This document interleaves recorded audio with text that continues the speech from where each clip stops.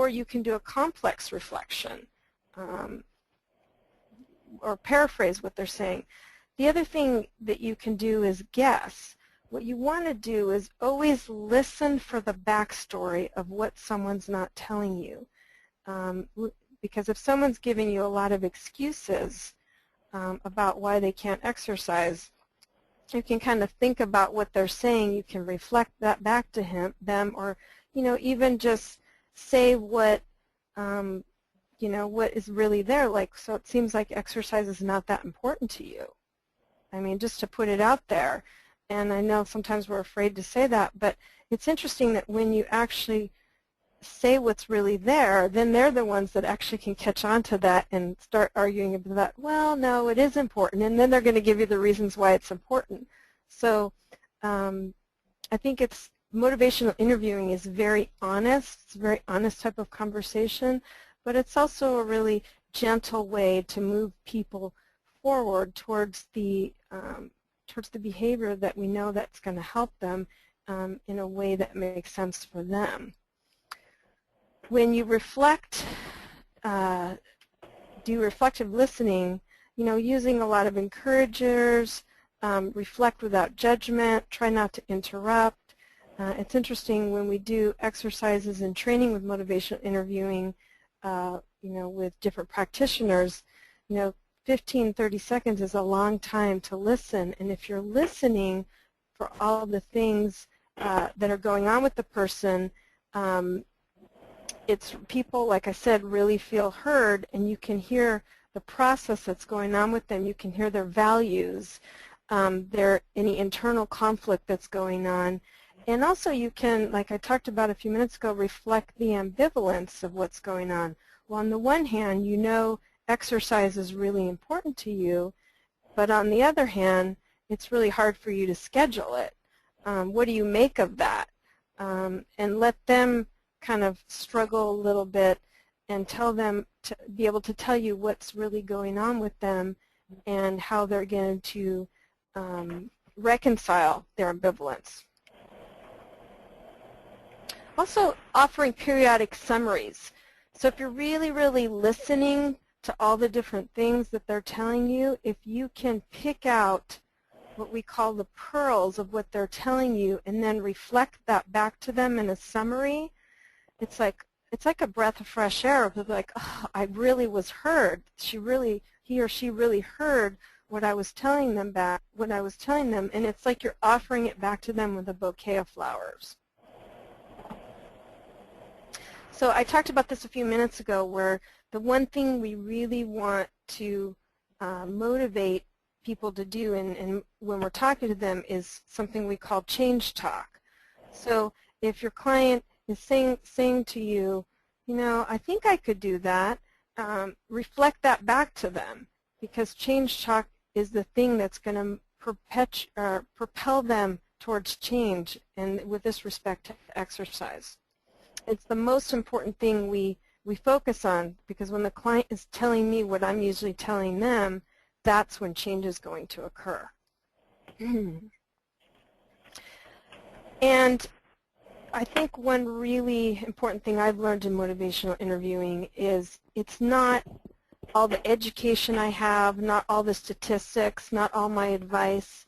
They play a role, but they don't help change. What supports change is the manner and the tone and the spirit in which you help people, and that's actually one of the most important things in motivational interviewing is the spirit in which we engage and help people. So these are 4 basic skills we use in motivational interviewing. Open-ended questions. What type of activity has worked for you in the past? When people say to me, well, what should I be doing? I don't usually tell them what they should be doing. I'll say, when you've exercised in the past, what's worked for you? Because remember, the answer is going to be within them, not within you, because they're the experts in themselves. So open-ended questions are really important rather than closed-ended questions. Affirmations, you're really working hard to help your baby and keep your blood sugars in normal range. Reflective listening, you know, you feel more energy when you exercise, and then of course the pearls. Okay. One thing you can do with reflections is test the hypothesis or guess about what someone may or may not be telling you, and if you're correct, it can actually spur further conversation towards change talk and changing behavior. So I've already talked about this, and I know we're running out of time, but listen for any indicators of moving towards change with respect to exercise, and then reflect that and try to see if you can get someone towards movement towards exercise. And then one of the last things I want to talk about is what I talked about at the beginning, that ambivalence is a normal human condition.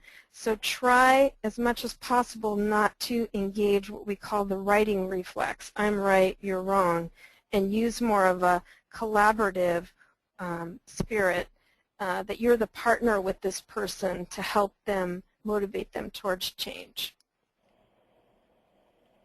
So to not try to fix things, set someone straight, get someone to face up to reality.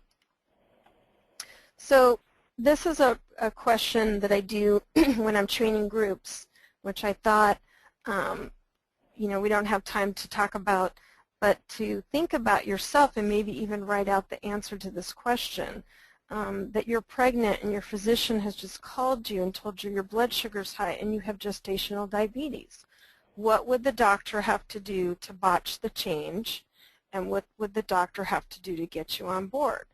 And I think if you put yourself in that position and write out the different things that come to mind, those are things that I think are important to keep with you during a session, and will help you maybe understand the client more and be more effective as a practitioner. Because people are more likely to make changes if they perceive they have control and choice.